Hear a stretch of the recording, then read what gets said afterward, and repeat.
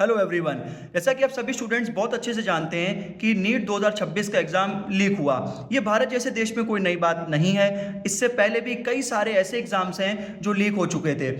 इस बार सूत्रों से पता लगा था कि नीट 2026 का जो पेपर आया था वो एज़ कम्पेयर टू जो पिछले सालों का जो पेपर बन रहे थे उससे काफ़ी ज़्यादा आसान था। तो इसमें कई सारे बच्चे काफ़ी ज़्यादा खुश थे, जिसमें उनका मानना था कि 720 में से किसी के मार्क्स 640, किसी के 650, किसी के 660 तो किसी के 670। और उन्होंने अपने घर पे अपने मम्मी पापा से कह दिया था कि mummy papa I am selected, कि इस बार तो मेरा सिलेक्शन हो जाएगा।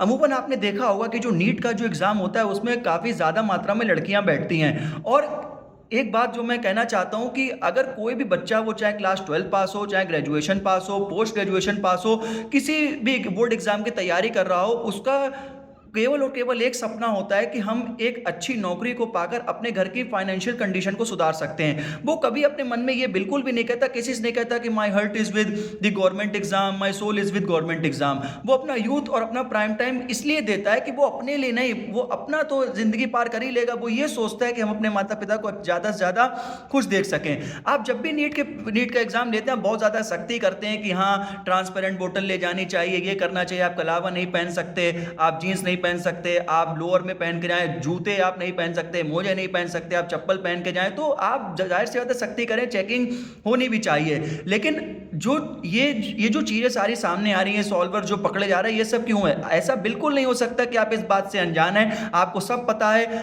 और आप बहुत बड़ी बड़ी बातें भी कर रहे थे इससे पहले कि एनटीए ने ये जारी किया था कि हाँ this is not your school test. तो स्कूल टेस्ट कभी भी लीक नहीं होते हैं ना। मैंने आज तक नहीं देखा कि स्कूल का कोई भी टेस्ट है वो लीक हुआ हो। आपने ये भी कहा था कि वो ट्रांसपेरेंसी से बहुत सख्ती से मैंने इस पेपर को सॉल्व कराया। तो भाई ऐसा क्या हो गया कि अब की बार जो है ये इतना ज़्यादा 150 क्वेश्चन जो है वो बच्चे के सामने आ रहा है। एक बच्चे को पता है कि मेरे 580, 600 नंबर, 620 नंबर आ रहे हैं। बहुत बड़ी बात होती है कि नीट जैसे एग्जाम में 620 नंबर, 640 नंबर स्कोर करना। लेकिन उसे क्या पता जो उसके सामने बच्चा बैठा है उसके तो बहुत ज़्यादा नंबर आ रहे हैं। तो ये केवल और केवल उनके लिए मतलब ज़्यादा सोचने वाली बात है कि जिनका पेपर बहुत अच्छा हुआ था, जो सिलेक्टेड थे। अब इतना ज़्यादा आसान नहीं होता। भले ही आप सब कुछ कह दें कि हम तो सब कुछ पूरा फिर से तैयारी कराएंगे, हम फिर से पीपीटी अवेलेबल कराएंगे, जितने कोचिंग इंस्टीट्यूट है सब फ्री पढ़ाएंगे, लेकिन उस टाइम का क्या, उस प्राइम टाइम का क्या कि जो बच्चा 1 साल 2 साल से तैयारी कर रहा है। कुछ ड्रॉपर भी बच्चे ऐसे थे जिन्होंने ड्रॉप लिया था। और ड्रॉप लेना तो मुझे लगता है सबसे